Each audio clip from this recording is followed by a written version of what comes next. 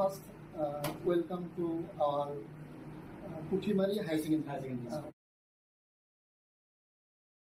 বিভিন্ন ধৰণৰ আমাৰ প্ৰগ্ৰাম আছে, যিটো প্ৰগ্ৰাম কৰিলে তোমালোকে জীৱনটো গঢ়াৰ কাৰণে এটা পথ এটা পাবা।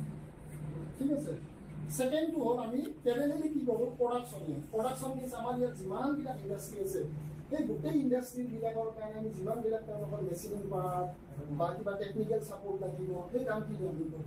তেওঁলোকৰ ট্ৰেইনিং, তেওঁলোকৰ আপস্কিলিং সেইবিলাক কৰোঁ। আৰু ট্ৰেইনিং বুলি কোৱাৰ লগে লগে বিভিন্ন ইঞ্জিনিয়াৰিং কলেজত আমাৰ মেইন ট্ৰেইনিংবিলাক আছিলে প্ৰথম কি যে ইঞ্জিনিয়াৰিং কোনোবাই পাছ কৰিছে তেওঁলোকে এডভান্স ট্ৰেইনিঙৰ কাৰণে আৰু প্ৰথমে হায়াৰ ছেকেণ্ডেৰী স্কুলৰ তৰফৰ পৰা এটা হাত তাৰেৰে দেখি অলৰেডি ধুনীয়াকৈ ৰেচপণ্ড কৰিছে, আহিব পাৰিব কোনো এটা কথাত মানে ছাৰক দেখা গৈছে ইমান পজিটিভ। মানে মই বাৰে বহুত দিন ছাৰ ক্লাছত কৈছোঁ, সেইটো আপোনাৰ কথা কৈছোঁ, আপোনাৰ যদিও মানে ছাৰক কোৱা নাই, কিন্তু ছাৰৰ কথা কৈছোঁ মানে বা ছাৰৰ এই ইনষ্টিটিউশ্যনটোৰ মই আহি পোৱা নাই। কিন্তু আমাৰ ইমান এটা ডাঙৰ এটা ভাৰত চৰকাৰৰ ইমান ডাঙৰ এটা বৃহৎ অনুষ্ঠান ইয়াত আছে, অথচ আমি আমিনগাঁৱৰ ওচৰতে আছোঁ। আমি ইয়াত ভিতৰত মানে এতিয়া দেখিছোঁ আমি, আৰু ইয়াত আমি মই কৈছোঁ ছাৰ ক্লাছত তেখেতসকলে যে জীৱন জীৱিকাৰ কাৰণে আমি আমাৰ দক্ষতাৰ যিটো বিকাশ সেইটো কৰিবই লাগিব। আৰু NEPও এই কথাটো কৈছে, নতুন NEPৰ শিক্ষানীতিও এই কথাটো কৈছে যে আমি দক্ষতাৰ বিকাশ কৰিব লাগিব। আৰু সেই উদ্দেশ্যটো আগত থাকে, যদিও আমি ভাবোঁ যে ছাৰে কোৱাৰ নিচিনা হায়াৰ ছেকেণ্ডেৰী আমি আৰ্টছ পঢ়িছোঁ, আমাৰ কোনো মানে লাইন নাথাকিব।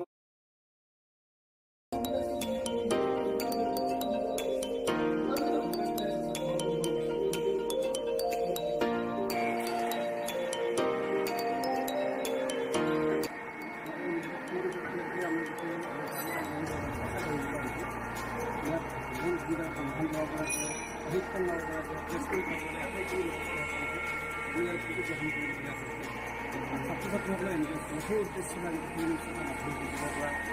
পঞ্চাছজন ছাত্ৰ-ছাত্ৰী আজি ভাল লাগে। তেওঁলোকে এতিয়া ভাগে ভাগে মানে চাই এইবিলাক মেচিনৰ কথা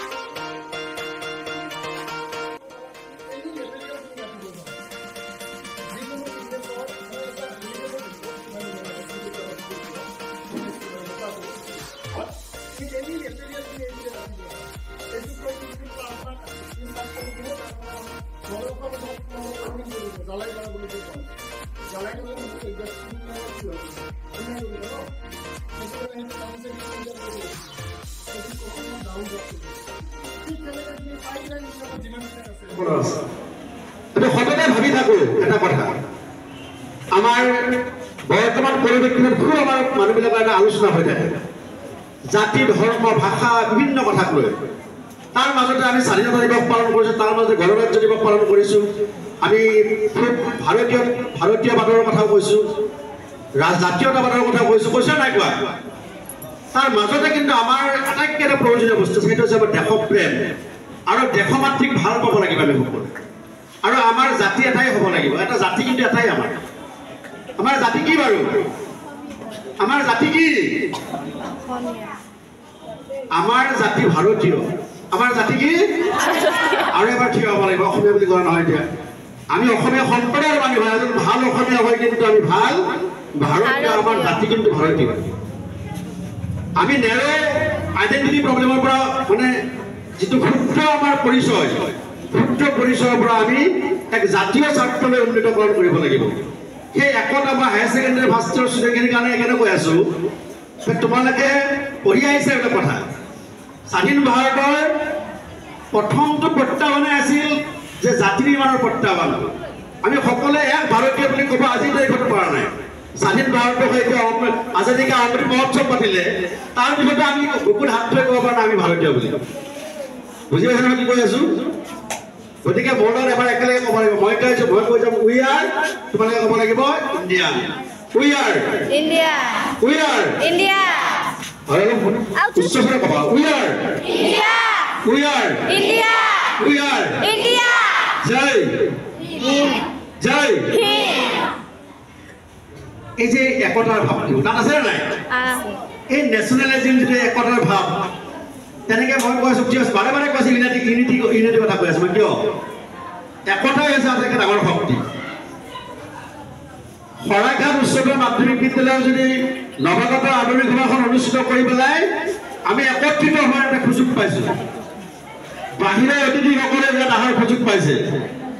গতিকে বাহিৰৰ অতিথি বুলি কওঁতে সেইটো হ'ল বাহিৰৰ ঠিক নহয়, তথাপিও সদায় ৰেগুলাৰলি অহা ব্যক্তি বাহিৰৰ তেখেতসকলে আহি দেখিব লাগিব যে শৰাইঘাট হায়াৰ ছেকেণ্ডাৰী অসমৰ সকলো উচ্চতৰ মাধ্যমিক বিদ্যালয়কে একক আৰু অনন্য। কি ক্ষেত্ৰত?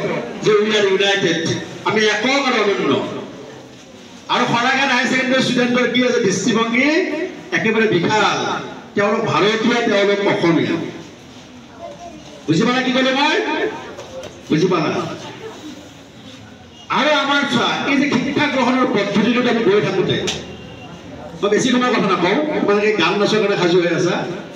শিক্ষা গ্ৰহণৰ পদ্ধতিৰ সময়ত আমি সদায় মনত ৰাখিবা, ভাৰতীয় সংবিধানৰ নাগৰিকসকলক মৌলিক কৰ্তব্য উল্লেখ কৰিছে 11 প্ৰকাৰৰ মৌলিক কৰ্তব্যৰ ভিতৰত, যে আমি বিজ্ঞানসন্মত দৃষ্টিভংগীৰে বিজ্ঞান মনস্ক মানসিকতাৰে আমি কি কৰিব লাগে? আগবাঢ়িব লাগে। কি দৃষ্টিভংগীৰে আগবাঢ়িব লাগে? আমি বিজ্ঞান মনস্ক, অৰ্থাৎ অন্ধবিশ্বাস বাদ দিব লাগে। আমি আধুনিক ভাৰতৰ নিৰ্মাতা বা জন্মদাতা বুলি কাক কওঁ? আমি জানা তোমালোকে সমাজ সংস্কাৰকসকল আছিল নহয়? আছিল নে নাছিল? তেওঁলোকে আধুনিক ভাৰতৰ নিৰ্মাণ কৰিছিল কেনেকে? তেওঁলোকে সমাজৰ পৰা অন্ধবিশ্বাসবিলাক আঁতৰাই পেলাই এখন প্ৰগতিশীল সমাজ নিৰ্মাণ কৰিছিল। আৰু সেয়ে ভাৰতীয় মানুহক ভাৰতবৰ্ষৰ স্বাধীনতা আন্দোলনত কেৱল যে ব্ৰিটিছৰ বিৰুদ্ধে স্বাধীনতা আন্দোলন আছিল নহয়, সেই ভাৰতবৰ্ষত ব্ৰিটিছৰ বিৰুদ্ধে কৰা একত্ৰীকৰণে জাতীয়তাবাদে সমগ্ৰ ভাৰতীয় মানুহৰ মাজত এটা সংস্কাৰমুখী আন্দোলনৰ সৃষ্টি কৰিছে। আৰু সেই সংস্কাৰটোক আমি আগুৱাই নিব লাগিব। সেইকাৰণে ভাৰতীয় সংবিধানৰ প্ৰণেতাসকলে ডক্টৰ বি.আৰ. আম্বেদকাৰ প্ৰমুখ্যে খচৰা সমিতিৰ প্ৰণেতাসকলে কি কৰিলে? সংবিধান প্ৰণেতাসকলে ভাৰতবৰ্ষত অস্পৃশ্যতা বৰ্জন কৰিলে মহাত্মা গান্ধীৰ নেতৃত্বত। আৰু দেখিলে সেইকাৰণে প্ৰথমটো মৌলিক অধিকাৰ দিছে অস্পৃশ্যতা বৰ্জন কৰিব লাগিব। এতিয়া অস্পৃশ্যতা নাইকিয়া হৈছে বাৰু, কিন্তু এতিয়াও আমাৰ মাজত কি আছে? আমাৰ অন্ধবিশ্বাস, কিছুমান বিজ্ঞানৰ বাহিৰৰ কথা, যুক্তিৰ বাহিৰৰ কথাও আমাৰ সমাজত চলি আছে, তোমালোকৰ মাজতো চলি আছে, আমাৰ মাজতো চলি আছে। সেই অন্ধবিশ্বাসবিলাকক আমি কি কৰিব লাগিব? মষিমূৰ কৰিব লাগিব। আৰু কি কৰিব লাগিব? নতুন প্ৰজন্মৰ দায়িত্ব। প্ৰজন্মৰ পিছত প্ৰজন্ম পৰিৱৰ্তন হৈ আছে নে নাই? তোমালোকে জানা আইদেউ সন্দিকৈ যেতিয়া 1935 চনত জয়মতী ছবিত অভিনয় কৰিছিল, তেওঁ কি কৰিছিল? সমাজৰ মানুহে আদৰণি জনাইছিল জানো? এঘৰীয়া কৰিছিল। তেওঁ কি কৰিছিল? এঘৰীয়া কৰিছিল। আজি অসমীয়া চিনেমাৰ অভিনেত্ৰী এগৰাকী এলবিটিক কি কৰিম? এতিয়া ঠাই নোপাব, সকলোৱে চেলফি ল'ব, গামোচা পিন্ধাব, নিপিন্ধাব। সেই পৰিৱৰ্তন কোনে কৰিছে? প্ৰজন্মৰ পিছত প্ৰজন্মৰ তোমালোকৰ নিচিনা ছাত্ৰ ছাত্ৰীসকলে প্ৰজন্মৰ পিছত প্ৰজন্মৰ পুৰুষসকলে কাম কৰিছে আৰু এই দায়িত্ব তোমালোকৰ যে বিজ্ঞান মনস্ক চিন্তাৰে আগবাঢ়ি যোৱা দক্ষিণ ভাৰতৰ এটা মন্দিৰত এটা কলা কুকুৰ আছিল কি আছিল এটা কলা মেকুৰী আছিল কি আছিল কলা মেকুৰী দক্ষিণ ভাৰতৰ এটা মন্দিৰত এটা কলা মেকুৰী আছিল মেকুৰীটোৱে সদায় কি কৰে যেতিয়া নৈবদ্যৰ সময়ত সন্ধিয়া নৈবদ্যৰ মুখখন দি পেলাই সদায় নৈবদ্যখন দিয়াত অসুবিধাৰ সৃষ্টি কৰে কি কৰে অসুবিধাৰ সৃষ্টি কৰে কোনটোৱে কলা মেকুৰীটোৱে তেতিয়া ব্ৰাহ্মণজনে কি কৰিলে সদায় এটা কাম কৰা আৰম্ভ কৰিলে পূজাৰীজনে মন্দিৰত পূজা দিয়াৰ সময়ত সেই কলা মেকুৰীটো সদায় বান্ধি থোৱা কৰিলে ক'ত এটা পিঞ্জৰাৰ ভিতৰত বান্ধি থৈ দিয়ে পূজা শেষ হোৱাৰ পিছত আকৌ মেকুৰীটো এৰি দিয়ে সদায় সন্ধিয়া সময়ত মেকুৰীটো কি কৰে বান্ধি থৈ পেলাই পূজা কৰে তেনেকৈ বহু বছৰ গুচি গ'ল কলা মেকুৰীটো সদায় বান্ধি থৈ দিয়ে কলা মেকুৰীটো বান্ধি থৈ পেলাই পূজা দিয়ে পূজাৰীজনে আৰু পূজাৰ সময়ত অসুবিধা কৰিছে 30 বছৰ 40 বছৰ গ'ল তেনেকৈ 50 বছৰ যেতিয়া হৈ গ'ল তেতিয়া সেই বিশেষ পূজাৰীজনৰ মৃত্যু হ'ল কি হ'ল সেই পূজাৰীজনৰ মৃত্যু তেতিয়া ডাঙৰ মন্দিৰ পৰিচালনা সমিতিয়ে এডভাৰটাইজমেণ্ট কৰিলে যে মন্দিৰটো পূজা কৰিবৰ কাৰণে পূজাৰীৰ প্ৰয়োজন পূজাৰীৰ আৱশ্যক বহু দৰমহা দিয়ে আবেদনকাৰী বহুত হ'ল আবেদনকাৰীসকলৰ মাজৰ পৰা সাক্ষাৎকাৰ লৈ এজনক নিৰ্বাচিত কৰা হ'ল নিৰ্বাচিত কৰাৰ পিছত দৰমহা এগ্ৰিমেণ্ট হ'ল তেতিয়া ক'লে আপোনাৰ কিবা ক'বলগীয়া আছে নেকি তোমালোকৰ সম্যক জ্ঞান আছে তোমালোকৰ কথাই প্ৰমাণ কৰিছে কেৱল আমি এটা প্ৰজেক্ট ৰাইটিঙৰ যিটো ধাৰণা আহিল যেতিয়া কাউন্সিলত আচলতে যেতিয়া উচ্চতৰ মাধ্যমিক শিক্ষা সংসদত ছ'চিয়েল ছায়েন্সৰ ইকনমিক্সৰ প্ৰথম প্ৰজেক্টটো আৰম্ভ হ'ল প্ৰজেক্ট কৰাৰ কাৰণে তাৰপিছত নেক্সট আৰম্ভ হ'ল পলিটিকেল ছায়েন্সৰ সদস্যজনৰ আছে কিয় দিব লগা হ'ল আমি বাৰে বাৰে কৈছোঁ ইকনমিক্স অৰ্থনীতি এটা বিজ্ঞান ৰাজনীতি এটা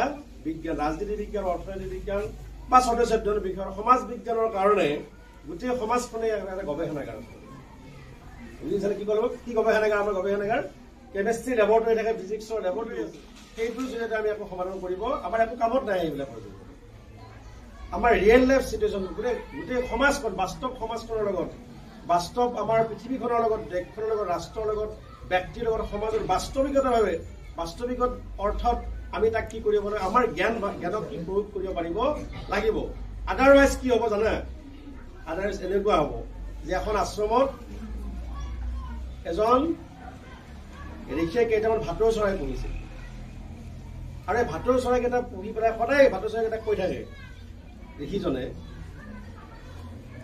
আশ্ৰমৰ বাহিৰলৈ নোলাবি চিকাৰীয়ে দিয়া চাউল নাখাবি চিকাৰী ফান্দত নপৰিবি কি বুলি ক'লে আশ্ৰমৰ বাহিৰলৈ নাযাবি চিকাৰী দিয়া চাউল চিকাৰী ফান্দত সদায় কৈ থাকে কওঁতে সেই ভাটৌকেইটাক গোৱা আৰম্ভ কৰিলে কি গোৱা আৰম্ভ কৰিলে আশ্ৰমৰ বাহিৰলৈ নাযাবি চিকাৰী দিয়া চাউল নাখাবি চিকাৰী ফান্দত সদায় গাই থাকে এদিন কিবা এটা কাৰণত অকণ বস্তু কিনিবৰ কাৰণে বাহিৰত যাব লগা হ'ল মানুহজন যেতিয়া বাহিৰত ওলাই গ'ল সেইদিনাও অইন দিনাৰ দৰে ভাটৌকেইটা গাই আছে আশ্ৰমৰ বাহিৰলৈ নাযাবি চিকাৰী দিয়া চাউল নাখাবি চিকাৰী ফান্দত নপৰিবি গায়ে আছে আৰু গাই সিহঁতে দেখিছে বাহিৰত কি কৰিছে চাউল দেখিলে চাউল দেখি পেলাই সিহঁতে গাই পেলাই উৰি গৈ গায়ে আছে আশ্ৰমৰ বাহিৰলৈ নাযাবি চিকাৰী দিয়া চাউল নাখাবি চিকাৰী ফান্দত নপৰিবি গাই গৈ পেলাই চাউলত কি কৰিছে পৰি গ'ল পৰি পেলাই কি কৰিছে সিহঁতে চাউল খোৱা আৰম্ভ কৰিছে চাউল খাই গাই আছে সিহঁতে কি গাই আছে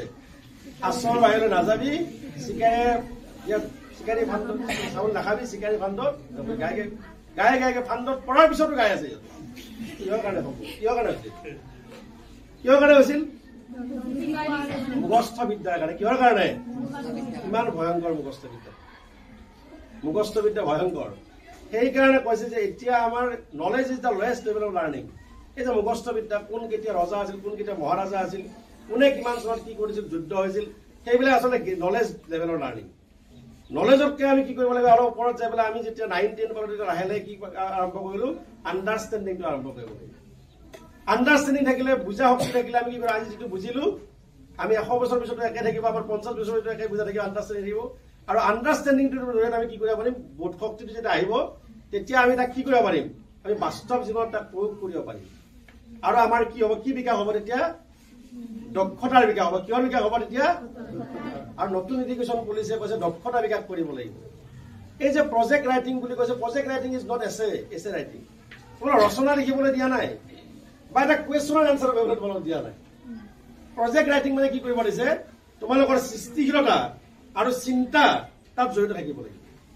কিতাপখনত বহু ধৰ্মনিৰপেক্ষতাবাদ সম্পৰ্কে কিছুমান কথা আছে তাকে তুলি পেলাই এটা প্ৰজেক্টত লিখি দিলোঁ আৰু 20 নম্বৰ ফলত তেনেকুৱা হওক হ'লেতো তাকে পৰীক্ষাত চাই লিখিব দিলে হ'লে কথা নাছিলে প্ৰজেক্ট ৰাইটিংটো তেনেকুৱা নহয় কি হ'ব লাগিব জানে যে এইকাৰণে মাতি আনিছে যে ইয়াৰ আণ্ডাৰষ্টেণ্ডিং লেভেলটো তোমালোকৰ বৃদ্ধি হ'ব লাগিব আৰু এই আণ্ডাৰষ্টেণ্ডিংটো তোমালোকে ৰিয়েল লাইফ চিটুৱেশ্যনত যে ধৰ্মনিৰপেক্ষতাবাদৰ ওপৰত ছাৰে যিখিনি কথা ক'লে যে ধৰ্মনিৰপেক্ষতা ভাৰতবৰ্ষৰ ধৰ্মনিৰপেক্ষ ৰাষ্ট্ৰ বুলি ক'ব লগা হ'ল ঘোষণা কৰিব লগা হ'ল প্ৰিয়ম্বলত তাৰ পিছত গৰু এটা চৰি আছে গৰু দেখিছো না আমি দেখো নাই তাত লিখা আছে নেকি চাইনবোৰ্ডত গৰু বুলি লিখা আছে নেকি গৰুটোৰ চৰিত্ৰ আৰু বৈশিষ্ট্য দেখি গম পাইছো এইটো গৰু ছাগলীটোৰ চৰিত্ৰ আৰু বৈশিষ্ট্য দেখি আমি গম পাওঁ সেইটো ছাগলী তেতিয়া ভাৰতবৰ্ষৰ যিটো পৰিকাঠামো ভাৰতবৰ্ষৰ যি ৰাজনৈতিক ব্যৱস্থা ৰাষ্ট্ৰ ব্যৱস্থা কিন্তু দেখিয়েতো আমি গম পাব লাগে যে ভাৰতবৰ্ষ এখন ধৰ্মনিৰপেক্ষ ৰাষ্ট্ৰ ইয়াত ঘোষণা কৰিব লগা